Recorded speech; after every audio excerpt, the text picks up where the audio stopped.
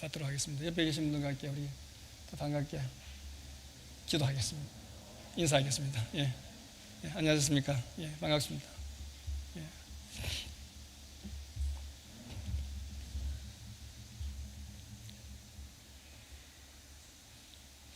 오바마 전 미국 대통령이 퇴임을 한 후에 재단을 만들고는 이런 말을 오신 분들에게 했다고 합니다. 재단에 참여하신 모든 분들께 큰 감사를 드립니다. 먼저 재단에 한 가지 규칙을 말씀을 드리겠습니다. 저에게 셀카 요청을 하지 말아 주십시오. 그런 인사를 했다는 것입니다. 왜 이런 인사를 했겠는가 하는 것입니다. 오바마 대통령은 언제부터인가 이 사람들이 자기에게 오면은 얼굴에 눈을 서로 맞추고 반갑게 인사하기보다는 그저 핸드폰을 들이밀면서 같이 사진을 찍자고 요청하고는 사진 찍고 그만 총총히 사라져버리기 때문에 그런 인사를 했다는 것입니다.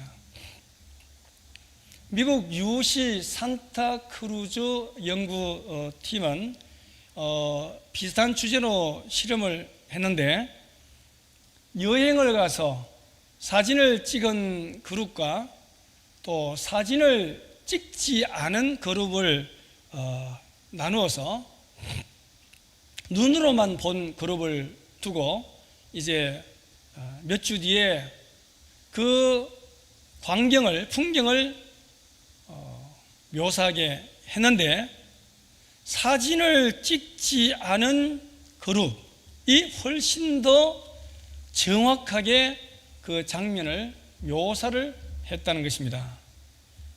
또한 사진을 찍은 그룹도 스냅챗처럼 몇 시간 뒤 사라질 SNS에 올릴 사진을 찍은 사진보다는 일부러 지우지 않는 이상은 유지되는 일반적인 SNS에 올릴 사진을 찍은 사람이 더 오래 기억을 했다는 것입니다. 또한 자신만 두고 볼 수 있는 비밀 계정을 만들고 거기에 올린 사람은 더 오래 기억을 했다는 연구 결과를 발표했습니다. 여러분, 이런 결과가 우리에게 주는 의미가 무엇이겠습니까? 우리의 이 뇌는 남에게 보이려고 하는 것보다는 자신을 위해서 기억할 때 또 금방 두고 사라질 추억으로 대하는 것보다는 두고 보려고 마음을 먹을 때 기억을 더 잘 한다는 것입니다. 여러분, 매주 받는 하나님의 말씀을 저와 여러분은 어떻게 받고 계십니까? 한 주간 살아갈 양식으로 내 인생을 변화시킬 하나님의 말씀으로 간절히 받아들이는 분은 정말 그 자체로 복받은 분이라고 생각합니다. 저는 성경을 읽다가 정광석화처럼 내 뇌리에 꽂히는 아주 그 말씀을 읽었습니다. 그 특이한 말씀은 말씀을 읽으라, 말씀을 보라 이런 것이 아니고 말씀을 먹으라고 하는 그런 표현이었습니다. 말씀을 먹어라. 말씀을 어떻게 먹습니까? 에스겔서 3장을 보면 이 예언자 에스겔이 경험한 환상 이야기가 나옵니다. 이 환상은 1장부터 시작이 됩니다. 먼저 에스겔은 하나님의 영광, 글로리, 하나님의 위엄, 머제스티에 질식할 정도로 강력한 하나님의 임재를 경험하게 된다는 것입니다. 그런 다음 하나님의 말씀을 받습니다. 말씀을 듣습니다. 그의 앞에 이 펼쳐진 두루마리 이 책을 먹으라는 것이었습니다. 그 말씀을 듣고 에스겔은 어떻게 했습니까? 입을 벌렸습니다. 말씀을 먹으려고 입을 크게 벌렸습니다. 그랬더니 하나님의 손이 두루마리를 입으로 넣어주시면서 이렇게 말씀을 하셨다는 것입니다. 사람아, 인자야, 내가 너에게 주는 이 두루마리를 먹고 너의 배를 불리며 너의 속을 그것으로 가득히 채우라. 이것을 먹고 난 뒤 에스겔의 반응이 무엇입니까? 본문 3절 하반절에 보면은 그것이 내 입에서 달기가 꿀 같더라. 하나님의 말씀을 받아 먹었더니 그 말씀이 내 입에서 달기가 꿀 같더라. 너무나 달콤했다는 것입니다. 그렇게 고백했습니다.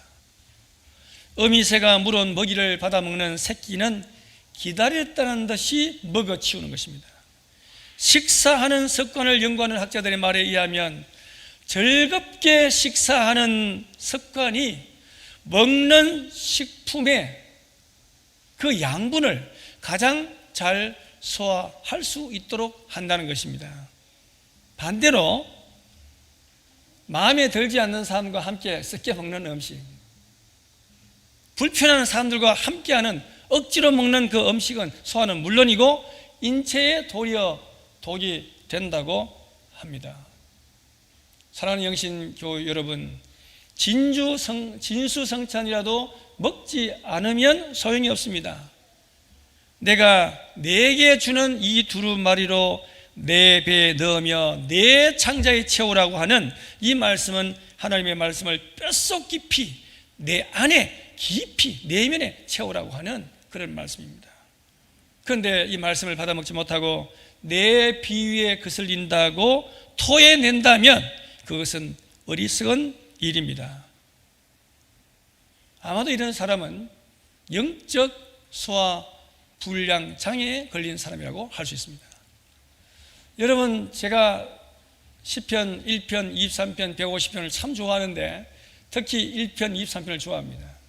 시편 1편에 보면 1편은 시편 150편 가운데 제일 먼저 나오기 때문에 중요하기도 하지만 그 내용이 우리의 심금을 울리기 때문에 시편 1편은 지금까지 저를 포함해서 많은 사람들이 읽고 또 읽혀지고 암송되는 그런 구절이라고 할 수가 있습니다. 시편 1편 2절에 보면은 오직 여호와의 율법을, 여호와의 말씀을 즐거워하여 그 율법을 주야로 묵상하는 도다라고 했습니다. 하나님의 말씀을 받아 먹는 자세를 우리에게 보여주고 있습니다. 말씀을 즐거움으로 받으라는 것, 그 말씀이 내 내면까지 지배할 수 있도록 그 말씀을 먹으라는 것입니다. 늘 말씀을 되새김질 하라는 것입니다.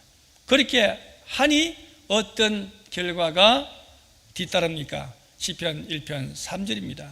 그는 시냇가에 심은 나무가 철을 따라 열매를 맺으며 그 잎사귀가 마르지 아니함 같으니 그가 하는 모든 일이 다 형통하리로다.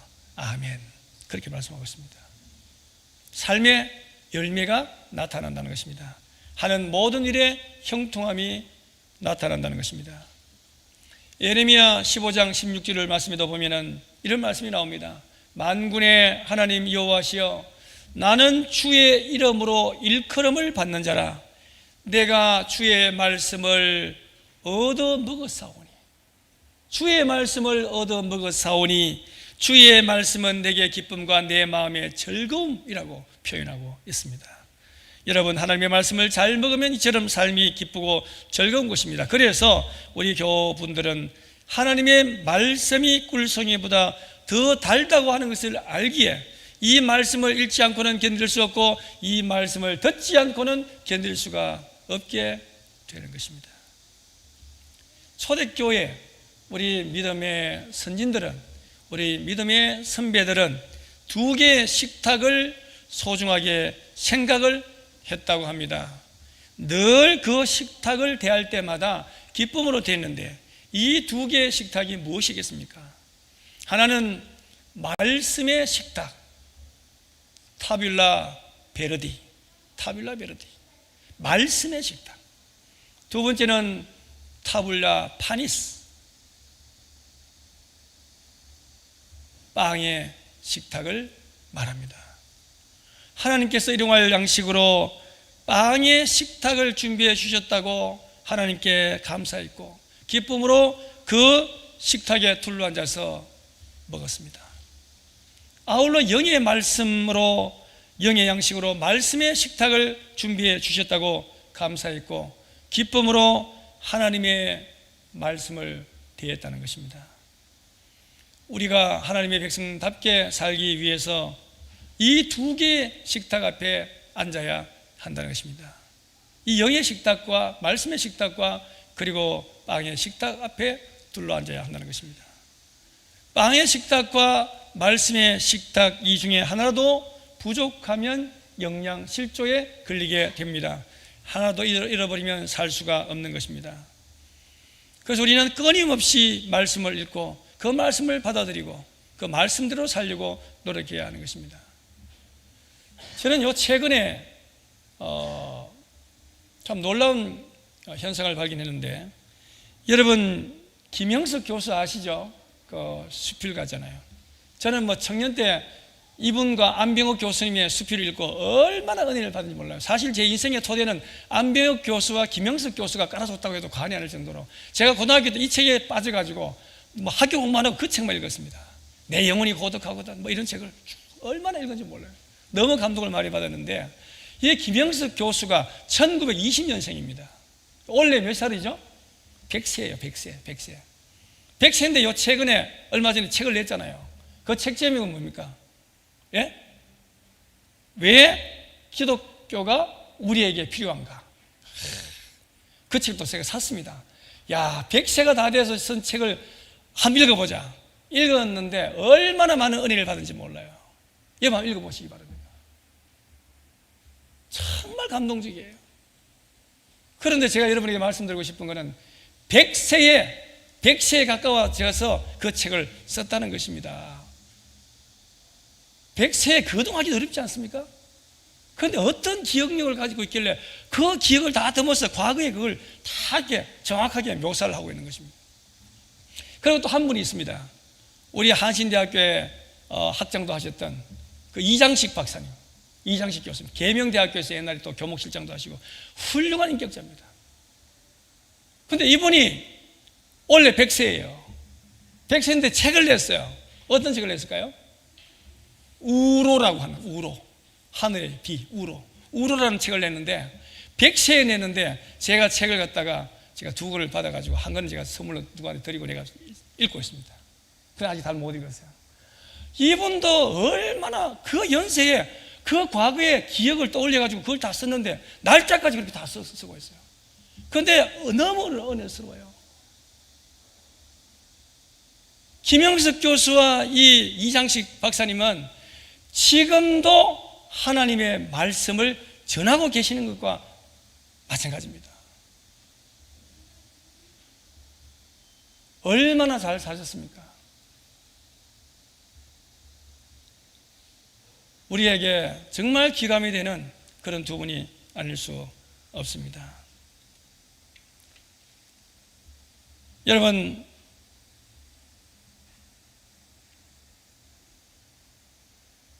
일단 우리가 하나님의 말씀을 매일 묵상하고 받아먹는 삶을 살면은 하나님을 만나게 되고 하나님이 그때 주시는 은혜의 깊은 손길을 경험하게 되는 줄 믿습니다. 에스겔 선지자가 오늘의 말씀을 받을 때 결코 평온한 환경이 아니었습니다.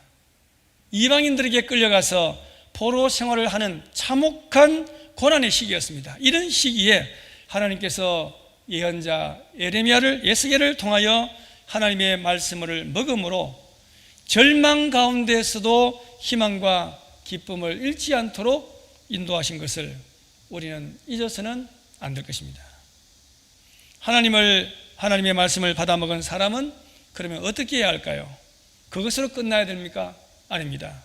4절 말씀에 나오는 것처럼 하나님의 말씀을 이웃과 나누고 전해야 하는 것입니다. 5절 말씀처럼 이스라엘 족속에게 가서 말씀을 전하는 것입니다. 그 당시 이스라엘 백성들의 상태는 어땠습니까? 본문 7절로 9절 말씀을 보시면 잘 나와 있습니다. 그러나 이스라엘 족속은 이마가 굳고 마음이 굳어 내 말을 듣고자 아니하리니 이는 내 말을 듣고자 아니함이니라. 보라, 내가 그들의 얼굴을 마주 보도록 내 얼굴을 굳게 하였고 그들의 이마를 마주 보도록 내 이마를 굳게 하였으되, 9절에 보시면 내 이마를 화석보다 굳은 금강석 같이 하였으니 그들이 비록 반역하는 족속이라도 두려워하지 말며 그들의 얼굴을 무서워하지 말라 하시니라. 아멘. 그렇게 말씀하고 있습니다. 백성들의 마음이 굳어 있었다는 것입니다. 하나님의 말씀이 비집고 들어갈 틈이 없었다는 것입니다. 그때 하나님은 에스겔에게 너의 이마를 화석보다 굳은 금강석 같이 하였으니 그 반역하는 백성들을 두려워하지 말고 내가 네게 지시하는 하나님의 말씀을 전파하라고 하신 것입니다. 여러분, 금강석은 정말 단단한 돌이지 않습니까? 이 금강석과 부딪힌 물체는 대부분 부서진다고 합니다. 그만큼 단단한 것이 금강석입니다. 그 예리한 금강석이 철을 잘라내듯이 완악하고 굳어버린 이스라엘 백성들의 그 마음을 깨뜨려서 다시금 하나님의 자녀로 살 수 있도록 말씀을 전하라는 것입니다. 오늘 본문 11절 말씀처럼 그들이 듣든지 아니 듣든지 하나님이 말씀이 이러하시다 하고 전파하라는 것입니다. 요한복음 6장 48절에 내가 곧 생명의 떡이로다 하고 예수님께서 말씀하십니다. 6장 53절에는 인자의 살을 먹지 아니하고 인자의 피를 마시지 아니하면 그 속에 생명이 없느니라 하셨습니다. 이 말씀은 로고스입니다. 이 로고스는 바로 예수님을 말합니다. 우리는 말씀을 먹고 말씀을 이웃과 함께 나누고 전해야 합니다. 그러기 위해서는 우리가 말씀을 가까이 하는 생활을 해야 됩니다. 여러분, 하나님의 말씀을 하루에 40장씩 읽으면 한 달이면 다 읽을 수 있다고 합니다. 그리고 하루에 3장에서 4장 정도 꾸준히 읽으면 1년이면 일독을 할 수 있다고 합니다. 아기에게 젖을 먹이는 어머니는 우선 어머니가 잘 먹어야 합니다. 그러기 위해서는 부지런히 말씀의 식탁 앞에 서는 훈련을 해야 하는 것입니다. 민수기 23장 12절 보면 발람이 이런 말씀을 하고 있습니다. 여호와께서 내 입에 주신 말씀을 내가 어찌 말하지 않을 수 있으리까? 그렇게 말하고 있습니다. 잘 먹어야 잘 전할 수 있습니다. 오늘 말씀을 맺겠습니다. 사랑하는 영신교회 여러분, 영신가족 여러분, 오늘 이 불안한 시대를 살아가는 우리에게 희망을 주고 빛으로 인도해 주는 것은 살아있는 생명의 말씀입니다. 이 하나님의 말씀을 소중하게 여기고 매주 잘 받아 먹읍시다. 성경을 잘 소화시켜 내 몸도 마음도 영혼도 강건해져서 말씀을 전함으로 죽어가는 영혼들, 또 어둠의 영에 사로잡힌 사람들을 살리는 놀라운 역사가 저와 우리 영신가족 여러분들을 위해 나타나기를 주님의 이름으로 축원합니다. 기도드리겠습니다. 하나님, 우리는 참으로 불안한 시대에 살아가고 있습니다. 이 불안한 시대에 우리의 마음을 강하고 담대하게 하는 것은 하나님의 능력의 생명의 말씀밖에 없는 줄 믿습니다. 하나님 우리의 모든 것 되시기에 어떤 환경에서도 주님을 찬양하고 기뻐하고 감사하며 나아갑니다. 하나님의 말씀을 잘 받아먹고 강건해지고 그 말씀을 전파하며 사는 복된 주님의 백성들이 다 되게 하시옵소서. 예수님의 이름으로